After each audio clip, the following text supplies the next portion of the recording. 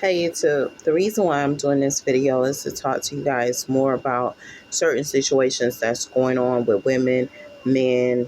Some of you guys are actually getting caught up and you may not know why you're getting caught up. Some of you guys have been dedicated to the faith for quite some time. True, it's great, it's awesome. But during your time of dedication to the faith, you go through this time where you go through this state of confusion. They pull the fool card on you and put you in this state of confusion where you're not able to really see your desires as far as the ministry clear anymore. You're going through that point where God has predestined you, He has trained you, He has prepped you, but you're going through like confusion. It's kind of hard to, you know, do what you have to do. And I have to let you know that that's the enemy. He's doing this to sit up here and to get control back. He has lost all control of you. He, she, or whatever it is that was trying to gain control of you have lost that control that they once thought that they had. And now they're trying to get that control back without actually just overwhelming you and just taking it. Because if they overwhelm you and take it, it's considered a switch or a tear. So they do small switches and tears to actually get that. So my biggest thing to you guys is this: when you start getting instructions from God, write it down. That's the first thing. You want to have it written down. I have to write down God's purpose for me, some instructions that the people of God has given me, some instructions that God has given me. See, because when you go into that church house, the people of God's giving you instructions. They're going to give you the instructions that you need. When you start listening to that ministry and some of that stuff start clicking, start writing it down. Start making notes of that type of stuff, because that type of stuff is going to strengthen you in those times when you can't strengthen yourself. In those times when things are rough and tough and hard for you to bear.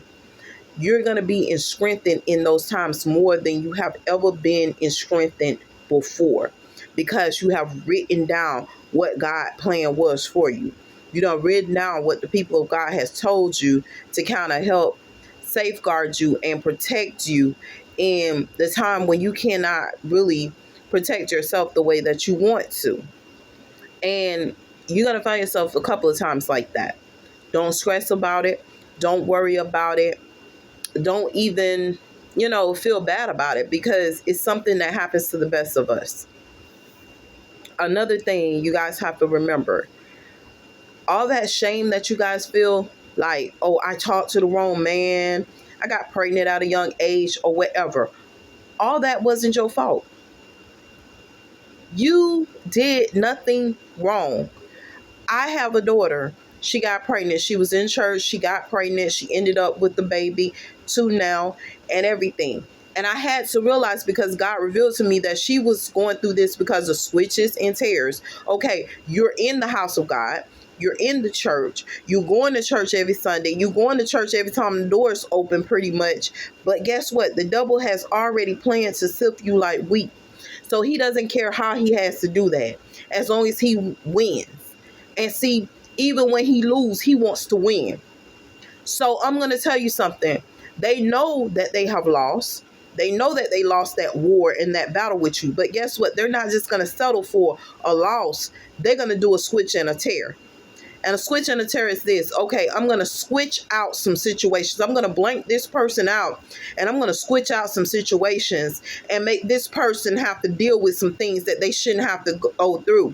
Remind you, the devil comes to steal, kill, and destroy, but they didn't switch out some things and take some things from you, because that's the same thing as stealing. So he came to steal your destiny. So guess what? You're the type that don't have sex, right? But guess what? He's not going to allow you to stay in that type of atmosphere, not doing that, because he knows that it will manifest a totally different destiny for you. So he's trying to implement his own destiny on you, which is lesser than the destiny of God, which isn't as great as God has planned for you. So he's sitting up here and he's manipulating you. And how he's doing this is this: okay, I'm going to switch and tear this. So you're waking up to a man that you don't even know in a daze, and he done brainwashed you and made you think that this was the man for you. Some of us don't just go through that switch or tear. You go through the switch or tear. Okay, you have fell in love with a woman or a man. That woman or man ain't for you. They sent on assignment. They sent on a mission. They sent by the devil to destroy you. That demon is a man. It's the man that's sitting up there trying to destroy you. It's the woman that's sitting up there trying to destroy you. That's that demon. And they have already predestined a plan to destroy you and to sift you like wheat. You have to sit up here and you have to make up in your mind, okay, either I'm going to live for the word of God and gain total control of myself, total control of my life, total control of everything. Because truthfully, truth be told, we are a people that is unlimited. You understand what I'm saying? We are a lawless people. Meaning that if there is no law implemented, the devil will do anything and have its way and cause complete chaos. So unless you actually implement some instructions and restrictions on yourself, you're not going to have it. And then once the devil see, okay, well, that's in order, everything is in order, everything is restricted, he starts to want to play with the laws that you have put into place over yourself as far as governing. Because originally it was said, okay, when the Bible first began out, it said, thou shalt not commit adultery, fornication, rape, and all of this different stuff. We know this. This is in the beginning, right? So, after that took place, right? Satan say, okay, well, they're doing that. They're not having sex outside of marriage. They're not raping people. They're not committing adultery. They're not running around or whatever. So Satan say, okay, let's amp this up. Even if they're married, we're going to cause confusion and we're going to cause problems in their marriage. Now, in your marriage, you're showing up with an STD is because your wife has been raped and you have been raped as well. And you can't understand where the STD coming from. She's not cheating on you. You're not cheating on her. And there is no explanation. But when you sit up there and you call these people and you tell these people that these type of things are happening and taking place, guess what they do? They sit down, they laugh, and they don't say nothing. Because they know that these things are taking place. They don't care. When you wake up to all of this, the only way you can safeguard yourself, if I know that I'm not sexually active, then now comes the question, how did I get this? Or how did I get that? How did this go on? How did that go on? And they're not going to be able to explain that. All they can do is offer you healing for all these diseases that's out here. That's it. Because you weren't a part of the things that it took to get that. So they can't just do you any kind of way because you're anointed. You're a woman of God. But they will try. They will try. You can't apologize to me after millions and millions of men have touched my body without my permission. What kind of apology can you possibly offer me? There is nothing you can possibly tell me to compensate for the abuse that I had to sustain. What you gonna tell me? Oh, we didn't mean to do you like that. Then why did you do it to begin with? See, and this is something else too. See, we have gotten to the point where we have these watered down ministries that's teaching you to forgive any and everything. First of all, you don't get my forgiveness like that. Bring fruit worthy of repentance. You're going to have to prove yourself to me before I forgive you. I'm not just going to forgive you like that. I'm not just going to sit up here and open up the door for you to sit up there and take that which is righteous and destroy it. And now I'm sitting up here, I'm having problems because I can't forgive people because first of all, I gave forgiveness to the wrong person. So now it's harder and harder for me to forgive people. It's harder and harder for me to let people in because first of all, I gave that which is righteous to the unrighteous and they didn't know what to do with it.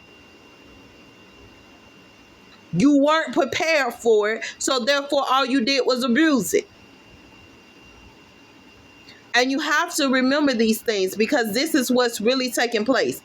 They have made plans. Let me tell you something. These people is bold enough to tell you, say, and I'm going to be real with you, what I went through. I had to sit out of it in a confused state as man after man say they came on a mission to destroy me that I dated. Visually, I couldn't see them. Visually, I don't even know who this is. It could have been my enemy. It could have been their enemy. I don't know. I can't see them. All I can do is recollect what really took place with me. Do you understand what I'm trying to say to you, women and men? And as they boast and stuff like that, God sitting in my ear saying, okay, stop dating. As they're boasting about all the stuff that they did to me. And I started to begin to say to myself, maybe I'm a little bit crazy. Maybe I'm a little bit off. Maybe it's me. It's not what's really happening. And then, yes, it's what's really happening. Yes, this is really going on. Yes, this is really taking place. Yes, this is really happening to me. It shouldn't be happening to me, but it's happening to me. And if I don't safeguard myself, nobody else will. Because I'm going to tell you what I did. I thought that maybe I was a little delusional.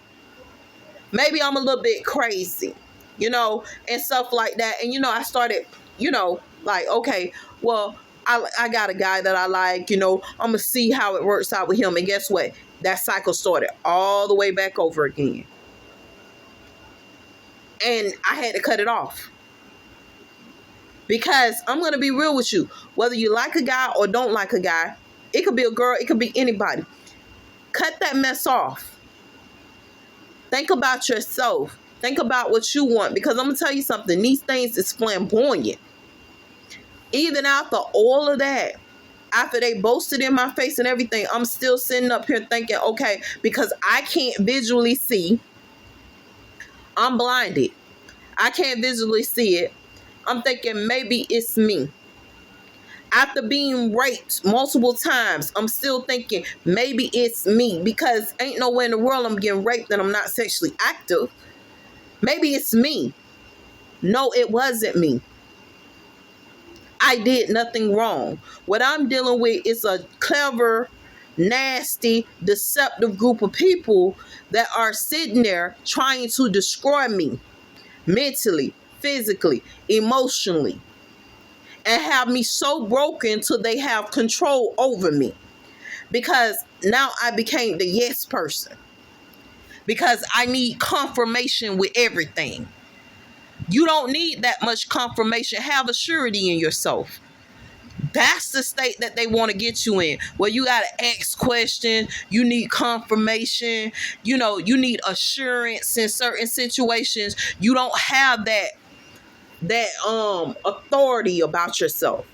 And that's what it is. You don't have the authority to stand up because you need assurance and you need confirmation and stuff like that. And that's not a situation that's God putting you in, but that's a situation because the unrighteous had hold of you and you are righteous. And when the unrighteous have control over you for so long, you need security. You need confirmation. You need this. You need that to press on. When the truth be told, all you really needed to do was just pray about it, put it in Jesus' hands, and continue to move and have a surety in yourself. But guess what? You can't live like that because you have been broken and bruised for so long that has to be rebuilt up. Because you start to question yourself. I have never seen nothing like this happen before. It had happened before, but you have lost your memory of what took place. You done been abused and broken before, but guess what? It was removed from your memory. And that's a bad thing too, because if you can't remember how to protect yourself, it takes a little while for that memory of protecting yourself to get reinitiated, reinstated, for you to sit up there and relearn certain things that was taken from you.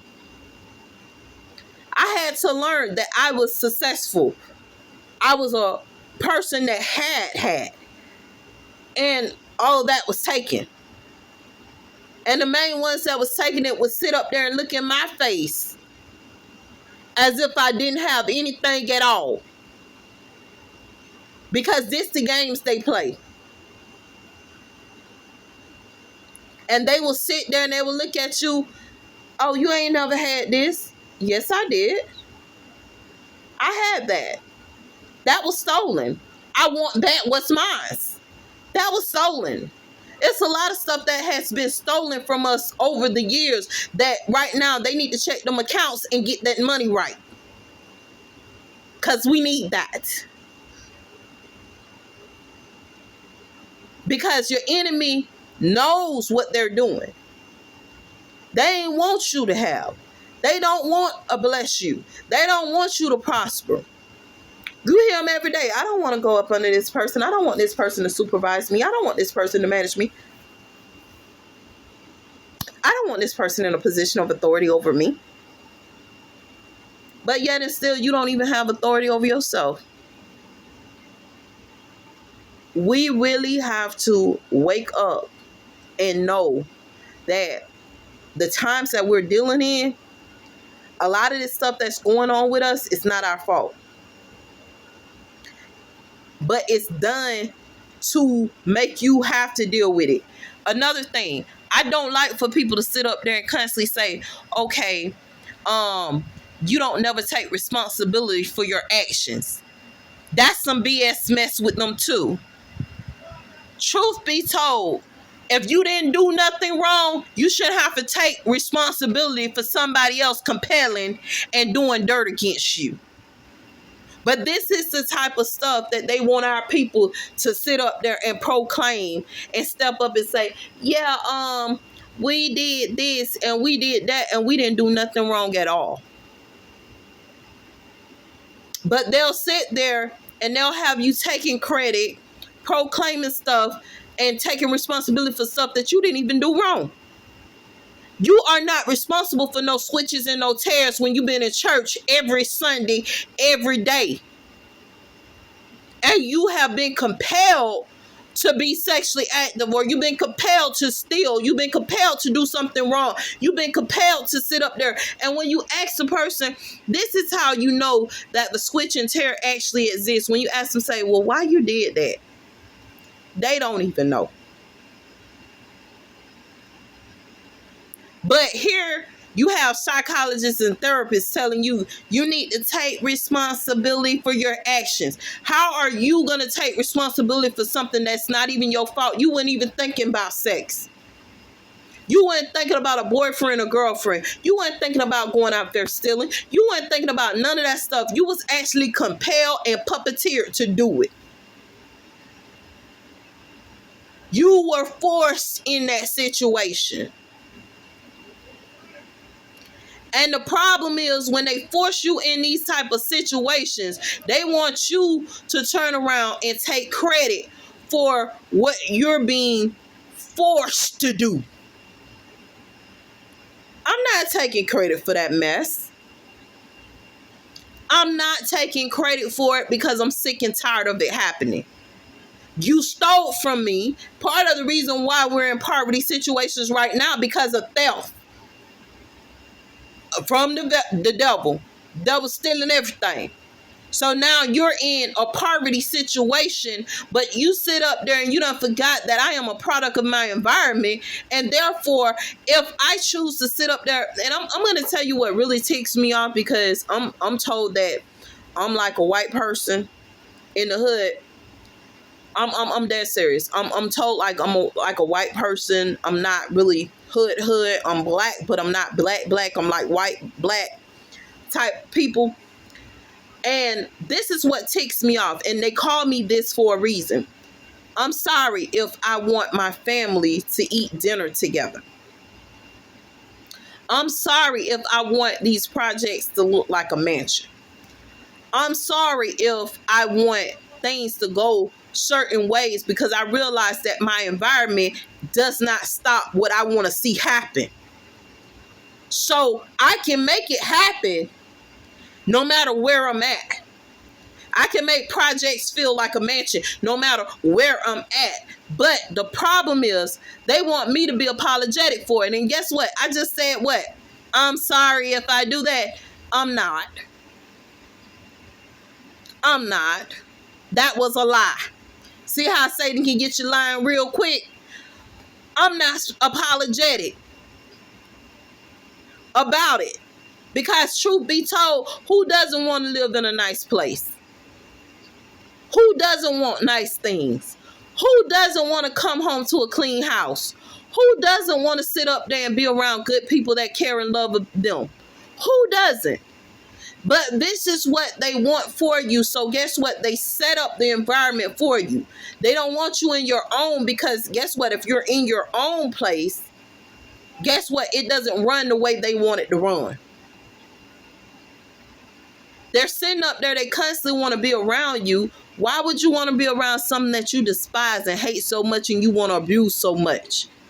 Ain't no way in the world. If I can't stomach you, I don't want to be around you. I'm not going to come around you. I'm already an isolated person, even if I like you. So you can only imagine how it's going to be if I don't. But this is what people are going through every day. And no one's talking about it. So I'm just going to speak on it. And you don't have to feel bad about it, because a lot of us are dealing with so many different things, switches and tears. Okay, you want to send an innocent person to prison when the guilty person sitting there doing whatever. You ready to switch and tear. You want an innocent man or woman in prison, but you don't want the guilty in there until you get ready for them to go in there. And when they get ready to go in there, you're going to sit up there and you're going to give them less years than the one who's innocent?